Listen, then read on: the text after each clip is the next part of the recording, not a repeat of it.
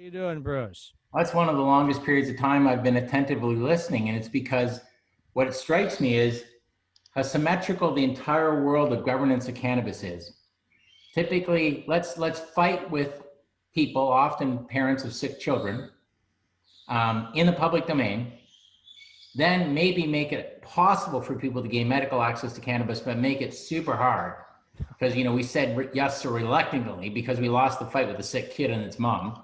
Right. And then finally start letting it happen and then realize, how the heck do I get myself out of this spot that I was on the wrong side of this argument? And you know what I mean? And I don't care if you're talking with a British accent, if you're talking with an Australian accent, Canadian, American, it's the same stupid show over and over again. Right? It's one of those ones where, well, we've handed it to the regulators. So let's make it so the regulators make it super hard to get in, get a license, get access, get the price right. And, the only thing I find and I rejoice in is that I think this argument is getting shorter and shorter every time it's lost. I agree with that. Yes, we have a real problem with the system resisting change, and the way that it resists change is in the most horrible and wicked ways possible. So yeah, let's use the regulatory anchor as our methodology. That's terrific. But what happens is, we're talking about a part of your state that's more reluctant than others. I spent a lot of time trying to get Europe to wake up to some of this stuff. And, like if you're in Britain, at the end of the day, if you've worked in a downtown office in London and you say, let's go and have like 15 or 20 beers, they say, well, that sounds about right. But if you said, let's go talk about cannabis, they think, God, what a heathen. That was only a couple of years ago. And last time I was over there, getting on a year now, I arrive at an event and there's a pop-up poster which has a picture of the Crown of England on it because they have an Office of Medical Cannabis that's seeking to help co-fund and look for outcomes. They're starting to run trials. And I mean, like, they were, I was neck and neck, North Korea or England, to first be the last to regulate it reasonably. And all of a sudden, boom, they're done. So I am optimistic, Tammy. An illogical argument can only last so long. I don't know. It's lasted decades, though, Bruce. Wouldn't you agree? Yeah, that stupid Berlin Wall stood for a long time, and then it fell over pretty damn quickly. So I wouldn't stand too close to the wall. It might land on you. Well said. A Green Market report from October 5th quoted Fabian Monaco, which is Gage president, that said Gage didn't intend to become a multi-state operator, but planned an aggressive expansion here in Michigan. Can you explain what that might mean? Sure, right. So maybe just back it up a little bit. Now that we use Zoom, I don't comb my hair, I don't shave, obviously, and I wear hats a lot. And it's good because hats work on Zoom because you can always sort of see, like, what is he talking about? And so when you think Gage, right now, they're set up where they've got like 19 of the licenses, they got 3 processing centers, and they can basically say 13 provisioning centers. Where we start opening up more production even yet this year. So we should move up maybe another 5,000 pounds. But part of our growth will be a hybrid combination of having more provisioning centers and making more association deals with those who are producing, who need it processed and sold. And so our expansion will be in the state where we think there's many more corners to go. And we already have a plan that we think we can actually locate and be close to 90% of the population and then start filling in with really good branding, really good service. If you look at our social media and our follows, we're getting our message out. We got way more than 1 million mentions. So the followership matters. And so the expansion isn't just, can you go to a door? It's, would you know the door is there? And when you get there, is there anything available to you? And when you get there, is the product differentiated and you stand and say, I really like this? And so I would say our expansion is in every direction within the state. And I chose Michigan and chose Gage. When I looked at every single state operator, they were in the best state, in my opinion, and had the best operations. And when I say that, like, I'm the sort of guy, if there's not a ladder at your building I'm coming to expect it, get a ladder because I'm going on the roof. Why? Where do you blow your brains out? If you're growing cannabis and saved all your money by having crappy HVAC systems, you know what you're not going to do? A very good job. And so I saw what these guys did. I have great enjoyment when you renovate something and you build something. When you put down the new asphalt, it makes me super happy. When you paint the lines on it perfect, I'm even happier. And when you put the sidewalk back, if you put a piece of sod between the sidewalk and the curb at the road, I'm joyous because that shows attention to detail, aesthetic, and quality. And when I went to see everything at Gage, they had that little strip of grass between the sidewalk and the curb because they expect everything perfect. And when I went through the places, you know, these guys started officially in 2017, but I would say they go way back in terms of the whole medical system, having you know, running a hydroponic store, and their attention to detail wasn't lost through all those years. I would say it improved on every day. So where is Gage now? How many centers do you have open now, and what's your plans for next year? Well, so we have, as far as centers, we got Ferndale, I guess we got 6, 7 open. Our whole goal is by the end of the year, we need to have 13 open dispensaries. We need to get our Monitor Township production up and running because that's going to drop in at least another 5,000 pounds, and we have enough stores open, we have that demand. And so when you think about them, like the #1 medical dispensaries, our cookie store up on 8 Mile. But when you go over to Ferndale and see what that's like, it is a phenomenal Gage store. And so the stores, we figured out the model, and now we're just knocking them up and opening them out. The biggest surprise for me was when I went to the opening of the one on 8 Mile. They thought I had enough to have the entire parking lot covered with a tent. We could have had 2 parking lots, right? This is probably 1,000 people waiting in line up to overnight.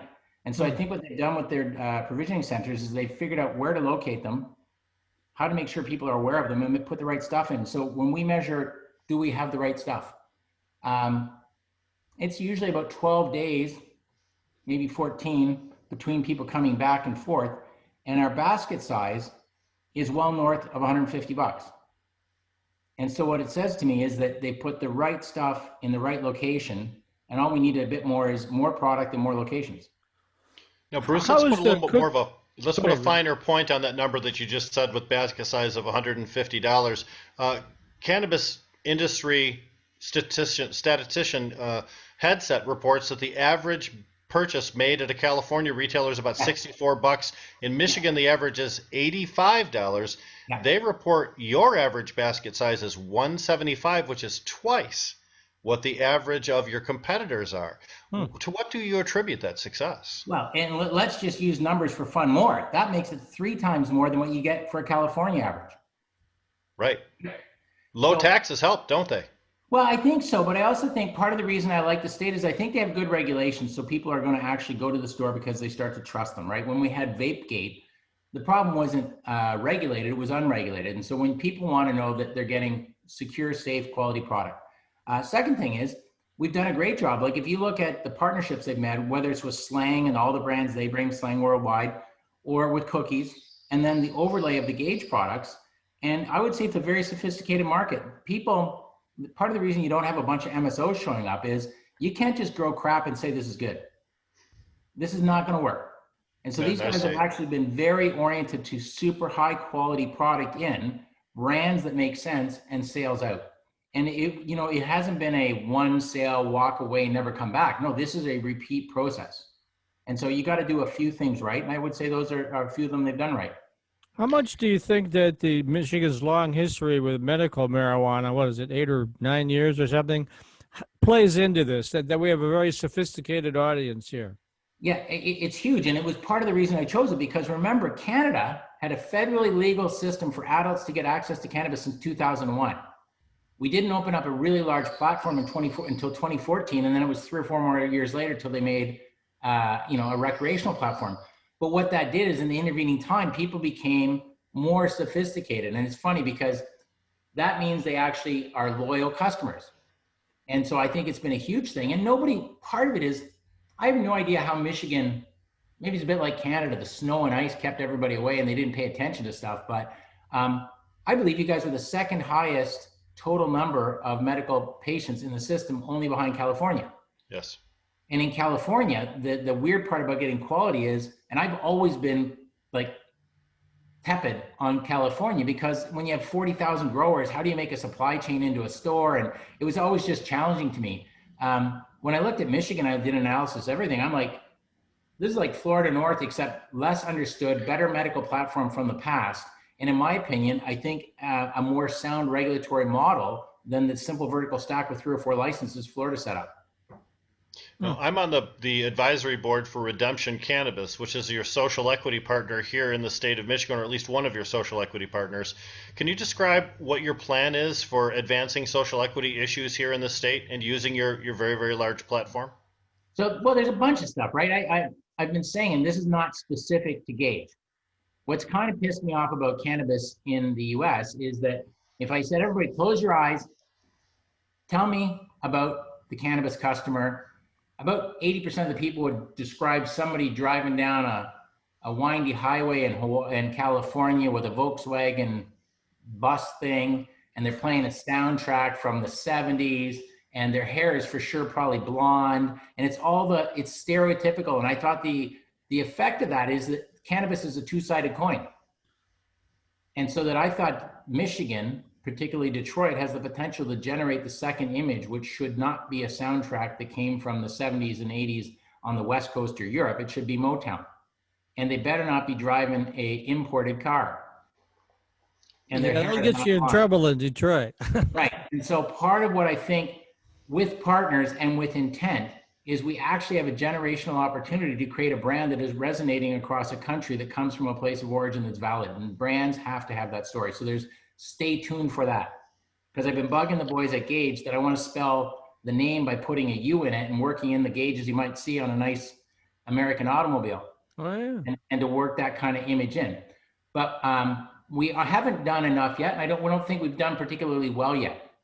And I say that in that it started as it did from a hydroponics store and people who knew cannabis. And what we've been looking at is in everything from how we hire to who we hire to who we put on the board. Let's make this inclusive. And I'm 100% for that. Like, it's smart business. It's important and fair. And I don't say that I've come to this recently. I went to university probably 30 years ago. And I can tell you for 3 years, I was the only white guy in the Afro-Caribbean club. And I made some of my best friends there. And I went there because I was interested about culture and bias and what was happening. And so I'm not just putting this up because I think it's cool now. I was a complete loser. What kind of, stupid blonde farm boy shows up and joins the Afro-Caribbean club who's never even been on an airplane? But I was curious. And so I support the concept. And as chairman, we're pushing to make sure we keep asking questions. Like when we're hiring our head of retail, when we're hiring store managers, when we're looking at this, have we thought about this? Looking for board members. If you're hearing this and you want to be on our board and you meet the topic, I want to talk to you. Bruce@BruceLinton.com. It's not a thing that we're kind of, oh, well, that's not good. We got to do better. The city of Detroit has some of the greatest potential to be an engine of change for the cannabis industry, but they've refused to adopt adult use programs, and it may inhibit a lot of retailers like yourself from locating businesses within the city. Is Gage actively involved in trying to influence Detroit politics to come to a more intelligent place when it comes to cannabis laws? So they're pushing it, but I still want to work maybe with some folks like this on the argument.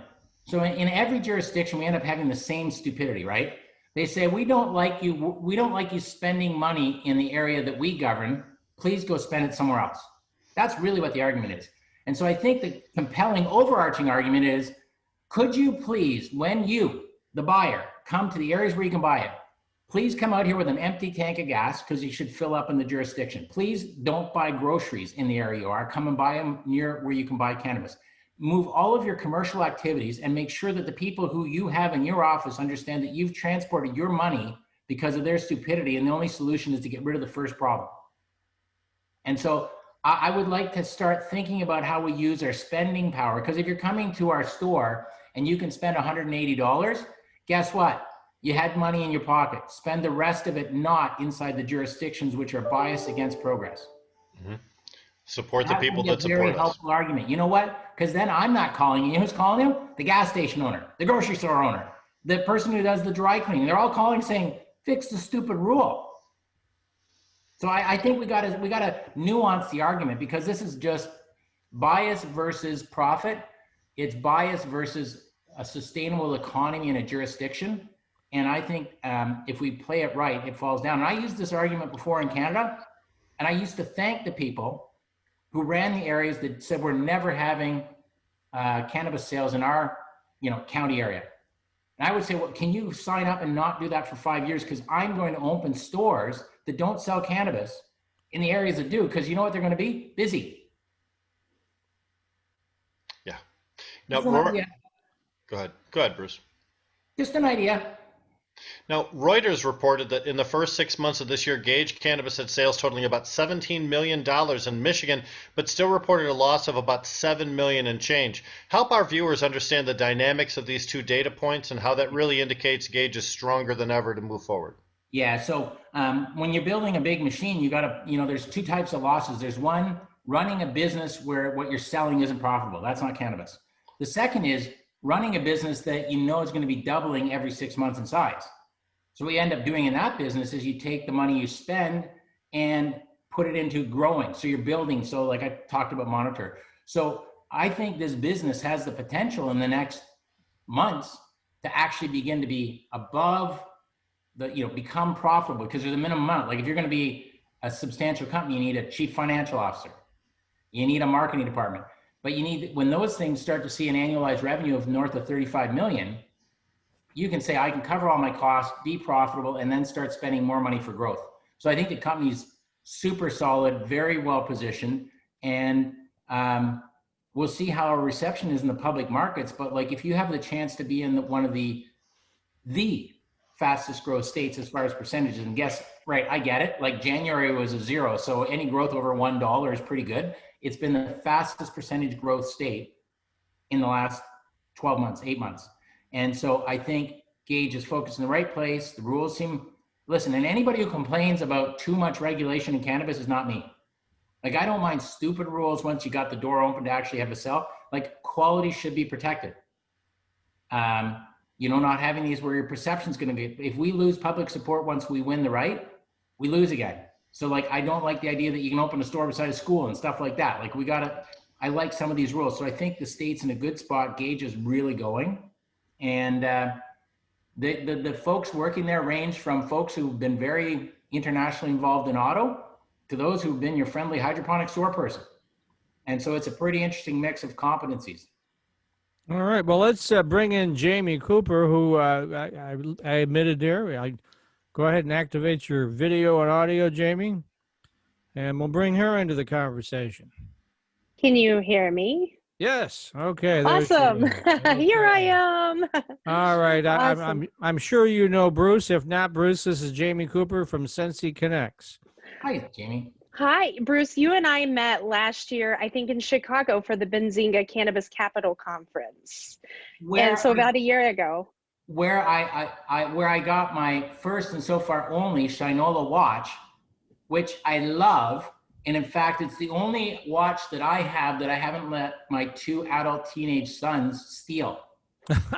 Made in Detroit. Made in $800 that's too. Made in Detroit. So. I know. And part of the reason I cherished it is I'd always thought about it because they did what I did, right? So I bought an abandoned chocolate factory, created about 2,000 jobs, 4,000 all over the world.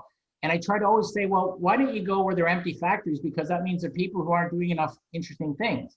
And inherently interesting things to do make you a happier person, and then everything goes better. So I love Shinola because I thought, man, if I was going to have a corporate watch, Tweed's partner would have been for sure Shinola. You basically make the best of things, and it's smart business. Why would you pay $1 zillion to build a stupid new building when you can pay almost nothing to take one that's gorgeous and just put a few bucks in it, and everybody says, oh, that's terrific. Well, it actually was smart too.